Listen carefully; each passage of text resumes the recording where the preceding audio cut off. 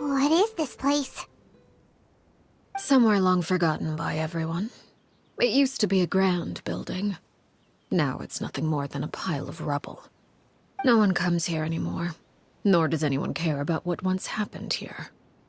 Although, this place does have something to do with the story I'm about to tell you. It was before I became a Harbinger, and before Linny and the others joined the House of the Hearth. Due to certain events, I first killed Clairvy and then her mother. And this is where it all happened.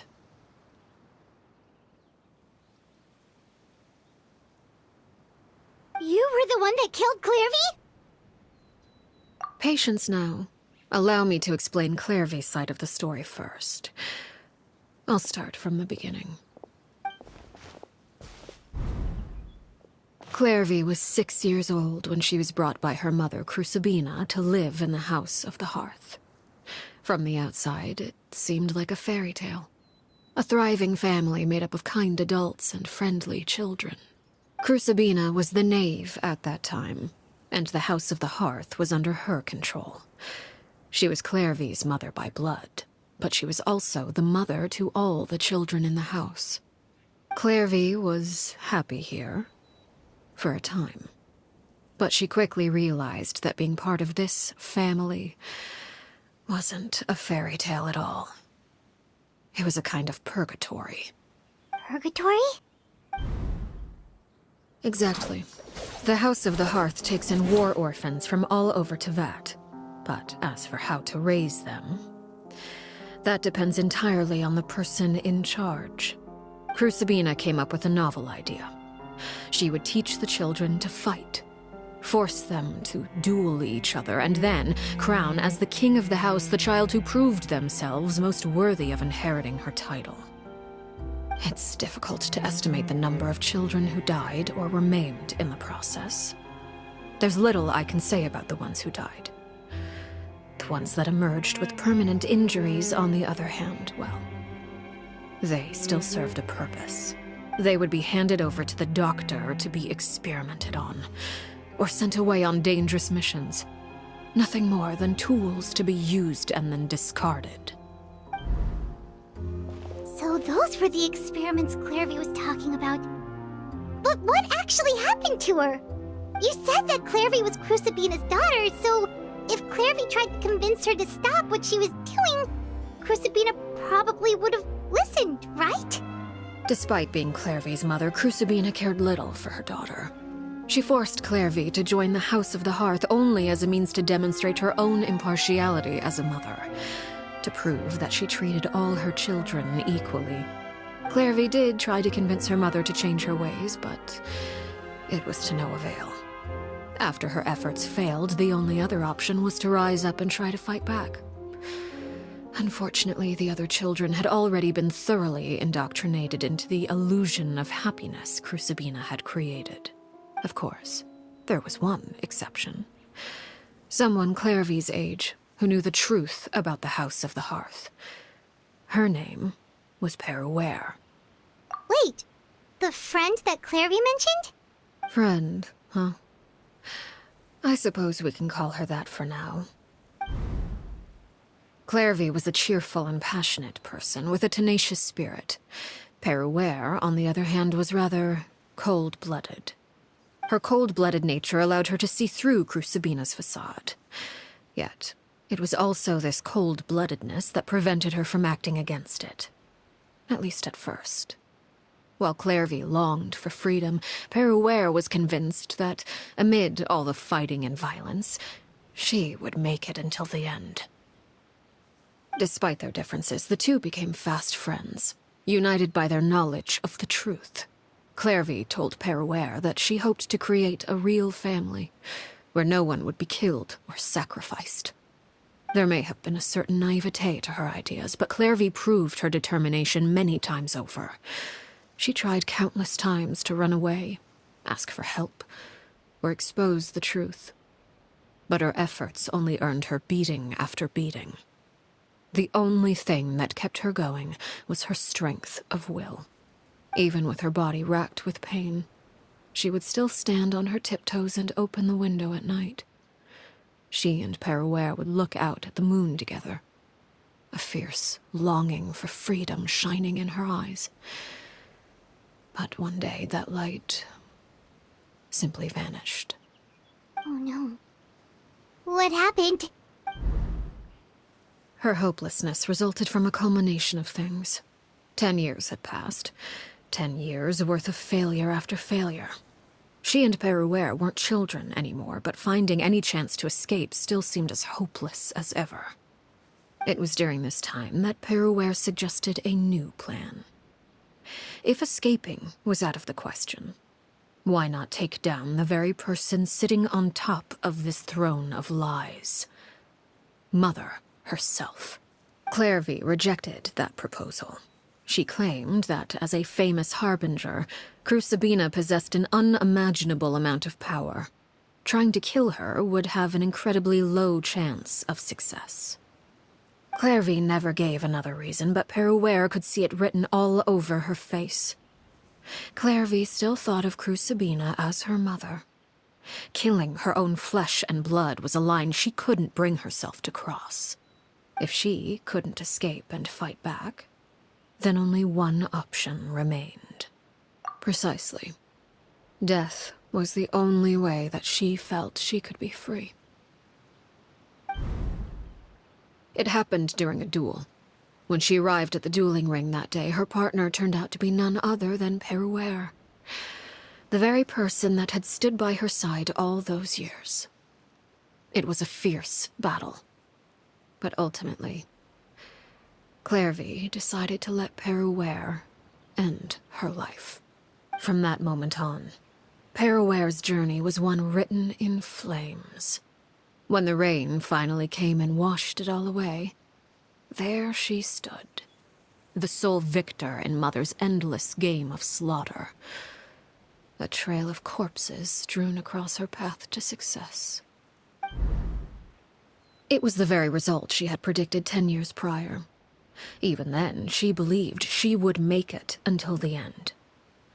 She wasn't surprised by the fact that she emerged as Mother's undisputed heir. Rather, her success left her with an inexplicable sense of restlessness. She was unsettled. And there was only one thing that could quell that sensation. Perhaps you two would like to take a guess as to what it was? Crucibina, you mean? But... Correct. This is the place where Peruere killed her best friend.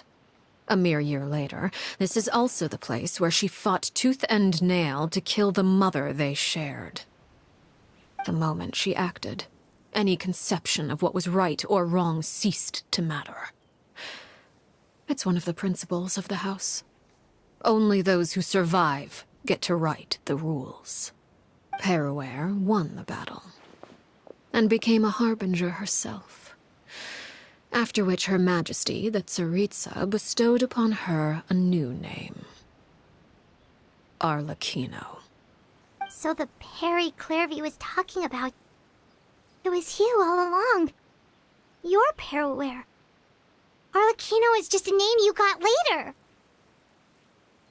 I left that name behind long ago. I must say, hearing it now does bring back memories. After I defeated Crucibina, the moniker of Mother died with her. I chose to forego the title she called herself and even chose to give up my own name. I rebuilt the House of the Hearth under a new identity. Not only as Arlecchino, but as father. And that is where the story ends. Any more questions? Yeah. Based on what you just told us, Clairvy wasn't a little kid when she was killed. So the Clairvy we met... Was she really a spirit at all? I suppose you could call her an illusion born of flame. Her existence is like ashes to a fire. Something left over in the wake of blaze and ruin. You see, a certain power runs through my veins. It's not unlike a curse. My flames leave behind shadows of anything they consume. Of course, the chances of those shadows morphing into a sentient entity are exceedingly slim. Clairvy is a very special case. Clairvy died when she was 16 years old. But what emerged from the flames was her 6-year-old self. Her appearance wasn't the only thing affected. Most of her memories were lost to the blaze as well. Memory is a mysterious thing indeed. Losing a portion of your memories will alter your sense of self. Lose 10 years' worth, however, and it would be like living in the past. Like returning to a version of yourself that never grew up. No wonder Paimon got such a weird feeling when we were talking to her. Perhaps I should put it this way. Clairvy is someone trapped in time. It may seem like she exists with us in the present, but she truly lives in the confines of her own past. So if all of that is true, then you must have known about Clairvy for a long time. Indeed. She's a rather volatile and unstable entity. Sometimes she would look after the children. She's even saved some of their lives. But other times, she would hide from me and become obsessed with revealing the truth about the house to anyone who will listen. Shadows don't have the capacity to learn or grow. Any new information they encounter is quickly forgotten over time. Your attempts to expose Clairvy to sunlight. They failed, yes? The reason is actually quite simple. In Clairvy's mind, the house is impossible to escape, and it is this very perception that traps her there. But no matter. All I have to do is kill her again, and all will be resolved. I don't anticipate so much as a single speck of ash will be left behind this time. Wait! Paimon can understand why you might want her gone, but isn't there another way? So what if she's trapped in her 6-year-old self? She's still your friend! At least talk to her first! It's too late for that. She broke the rules, and now she must be punished. That goes for Filial and Nantoy as well. She's had quite the effect on them. I hope you understand the difference between Crucibina and myself lies in our formulation of the rules, not our policy for enforcing them. Upholding the rules without question is a trait we both share, because that is how a household should be run. Is this really what you want to do? Whatever could you mean? Don't you want to say a proper goodbye at least? Whether as a killer or as a father, there are two things that must be avoided at all costs: anger and sorrow. Anger makes you impulsive. Sorrow causes you to waver. Well, it appears it's about time to proceed. Before we arrived, I told some of my well-behaved children to bring our troublemakers here by nightfall. I do believe I've kept my end of the deal.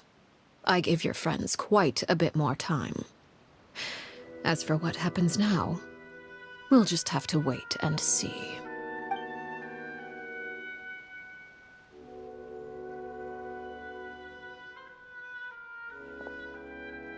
Here they are, Father.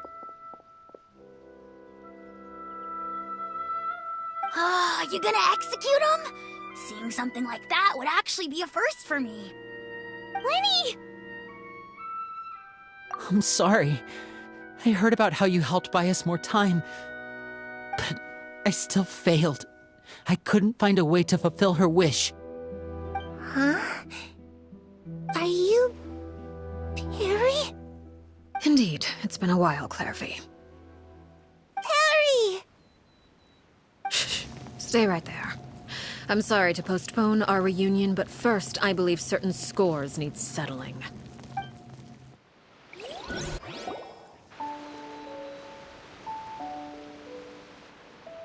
Father, let me explain.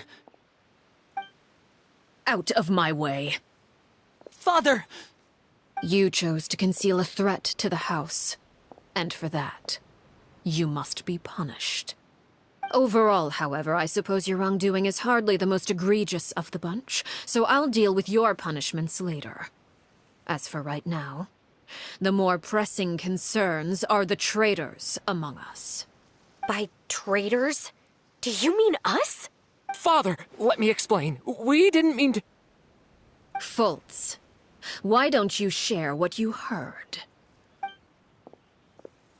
Yes, Father. Secret Midnight Meeting number 3. Participants, Filial, Nantoi, Sato, Toddy. Nantoi clearly said, if only Father wasn't the one who took us in. Sato added, I'm sick of this life. I just want to live as a normal person. Filial was the worst of them all. She called us crazies and said a bunch of mean things about Father. I did not! You're lying! Fultz is trying to frame us. It's not like I'm the only one who heard those things. After that, you and Toddy and a bunch of other people started talking about Clairvy. You were using all those things Clairvy brought up as an excuse to question Father. We're birds locked in a cage. The only way out is to destroy it. That's what you said, wasn't it? You little. You just want me gone, don't you? What did I ever do to you, huh? And you, Sheplo, have you forgotten who stood by your sickbed, watched over you, and changed your dressings? Come on, let's hear it then. What's your reason for all this? You're wrong, Filial. We don't want you to die. You're our family. Liar. You wouldn't be doing this if that were the case. So why?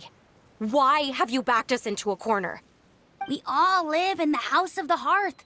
You know the type of work we do, Filial. A single betrayal can cost dozens of us our lives. It's not like it's never happened before. That kind of thing is hard to forget. That's why the House of the Hearth cannot tolerate any form of betrayal. Ever since we came to Poisson, you've had 7 secret meetings. A lot of the things you talked about really crossed the line. You've been spying on us for half a month? Wait a second. Now that I think about it, the move to Poisson was just a way to make it easier to spy on us, wasn't it? Because we were all in one place. You've had this planned all along. Filial, Nantoi, I'm sorry. I owe you both my life. I owe Clairvy too. If it weren't for all your help after I got poisoned, I wouldn't be standing here today. If this were any other situation, I would do anything to repay that kindness, even if it cost me my life. But rules are rules. I'm sorry. My hands are tied. Why? Why? That's enough, Filial. We made a mistake, and we should own up to it. We broke the rules, plain and simple. And now we have to face the consequences. I'm sorry, Chapleau. Fultz. I'm sorry, Father. We accept our punishment. Chapleau, according to the rules of the House of the Hearth, how should these traitors be punished? All those who betray the house pay with their lives.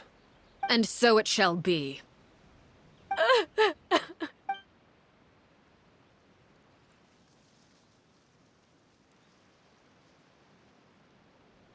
Father, please wait! Something you want to say, Linny? Please reconsider, Father. What Filial and the others did, does it really count as betrayal? We all come from broken families. From the very first day we joined the House of the Hearth, we wanted nothing more than to make it a real home. But the truth is, none of us know what a real home should look like.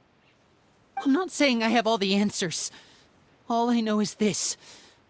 Killing Filial and the others may uphold the rules, but doing so will only bring us further away from being a real family than we've ever been. So please, Father, please reconsider. I agree with Linny. Father, please. Linny, you... I also agree with Linny. An order once given cannot be rescinded. However, given the extent of your determination, I suppose we shall have to go about this a different way. Draw your weapons and face me. Our weapons? Father, are you referring to a duel? Precisely. The rules of the house will not be altered. Traitors must be punished. However, resolving disputes with a duel is also one of our rules, one that also applies to me. Demonstrate a sufficient showing of strength, and I shall offer a concession. Wait. Beat Father in a duel? Impossible. Father is way too strong, even for Linny.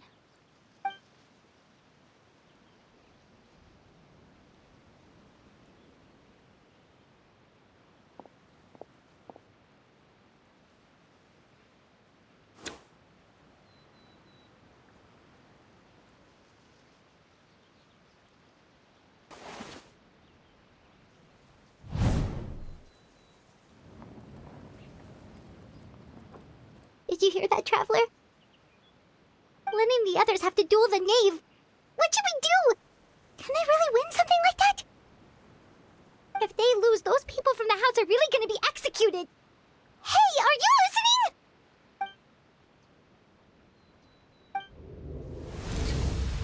Don't you want to say a proper goodbye at least?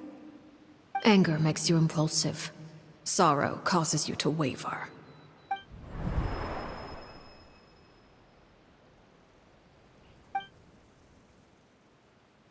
Oh, looking at that expression on her face, she seems really serious about this. Guess that means there's no chance she's throwing the duel on purpose, huh? When guests are around, families are often on their best behavior. And any disputes are less likely to escalate. When the time comes, make the choice that you deem most appropriate in the situation, and lend your help to the House of the Hearth. What's wrong? Traveler! Hey, where are you going? Traveler?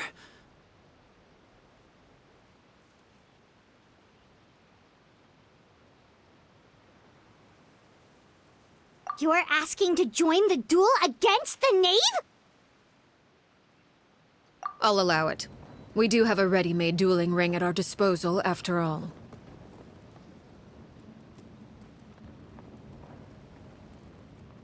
All I would advise is this. Keep a firm grasp on your weapon, and give it your all. Any less, and you may just lose your life.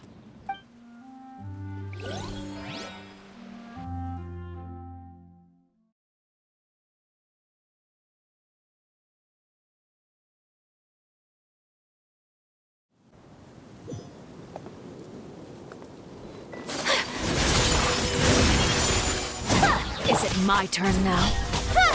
Nowhere to hide. With these rising flames! Speed of light. Now's our chance! Don't blink.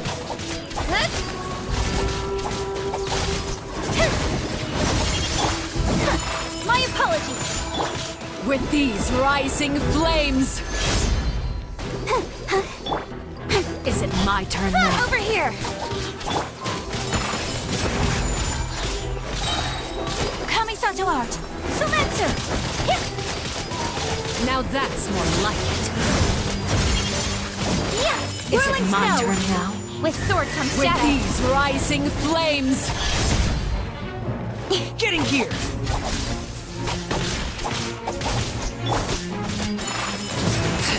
How amusing. Nice and spicy. Hey!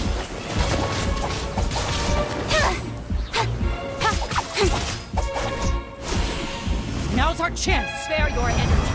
Running is a pretty piece. Have a taste of purgatory. I will not stand for... With these rising Speed of light! flames! Hey! Father's even stronger than I expected. Is it my turn now?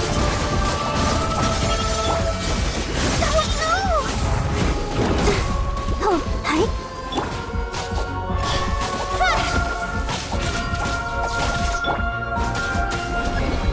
Look out!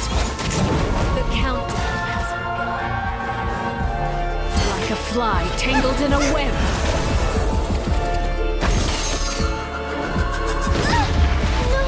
With these movements,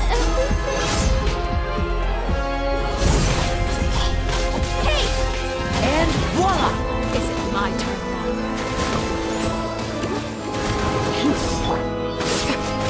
Take flight!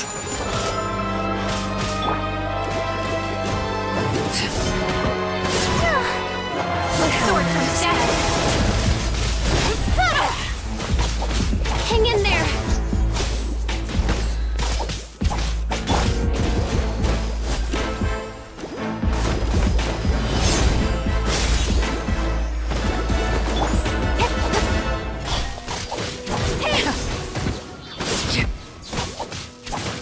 Don't blink! Try to pace yourself. Nowhere to hide. Closer now.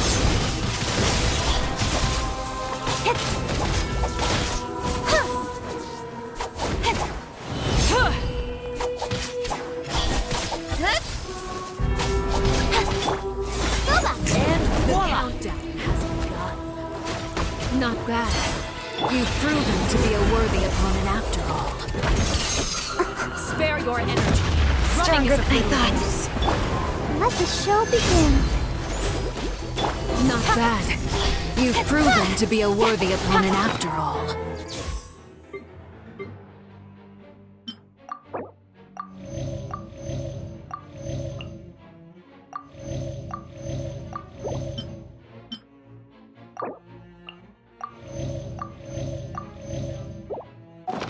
Hang in there! Is it my turn now?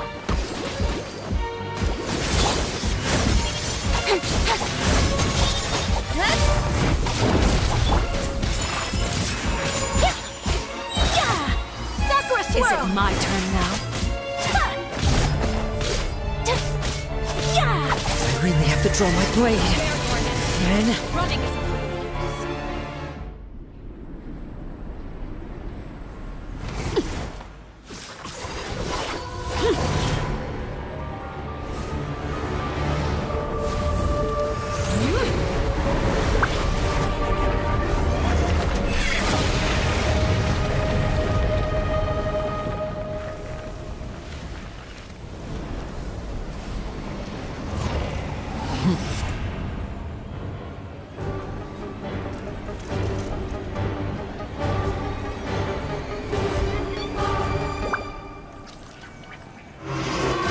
kindness has been seared away. Incoming! My blade is all that remains. I'll protect us. Speed of light! Out of the frying pan, into the fire. Now's our chance! Over here!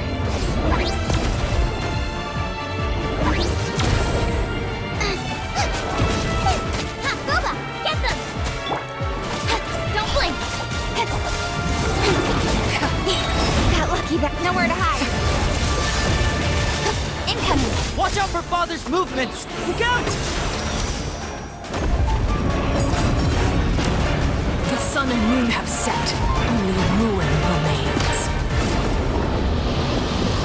All hope Can't has stop been now, they extinguished. need me. Let's dance.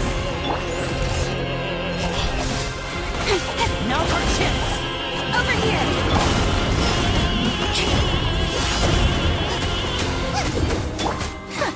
My apologies!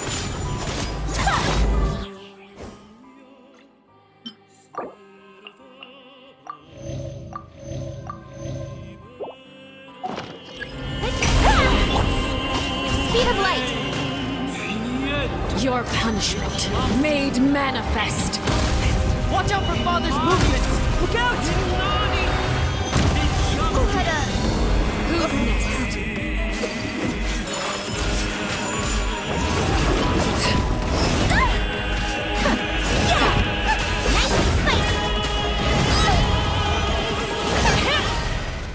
Now's our chance! Over here!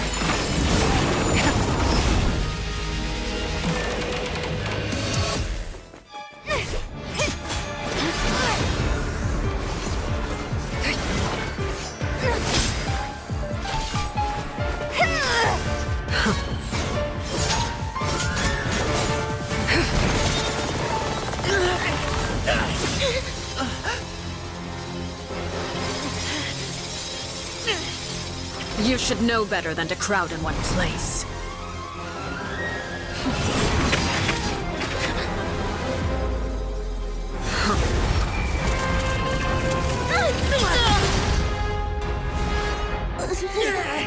Oh, I know.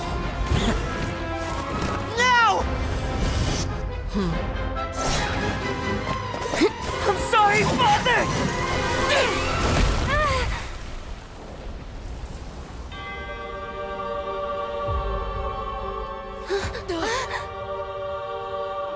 Sorry for what? This pitiful excuse for an attack.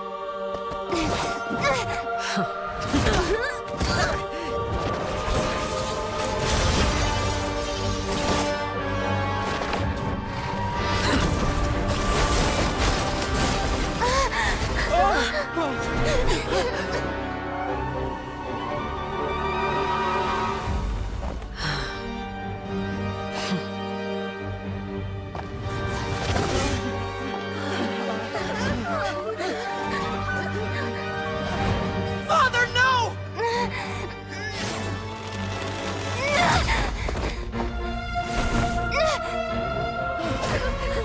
Made it out, did you? You're stronger than I expected.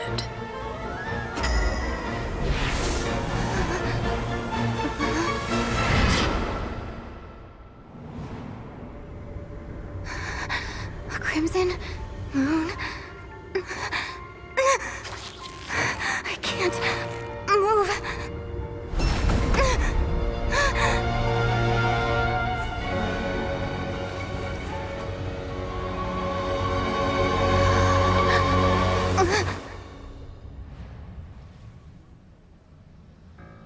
Still, not strong enough to beat me.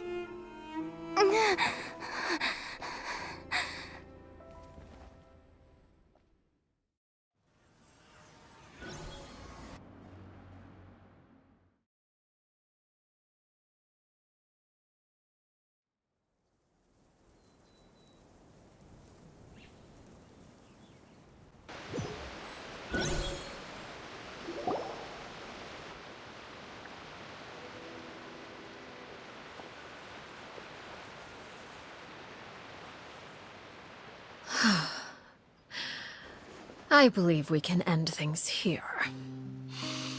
It's not often that we get to enjoy the company of guests, after all. We wouldn't want things to get too out of hand. Brother, are you all right? Lenny, Given that I am the victor of this duel, as agreed, the punishment stands. No! I never thought things would end like this. However, everyone involved in the duel demonstrated a remarkable level of strength and determination. In light of this, I'm prepared to change the method of execution. Elwar, the bottled flames I gave you for safekeeping. Do you still have them? Yes? I wasn't sure what they were for, but I've kept them super safe. I didn't lose a single one. Wonderful. Then, in just a moment, I'll have you administer them. Bottled flames? Indeed. They're the product of a secret experiment.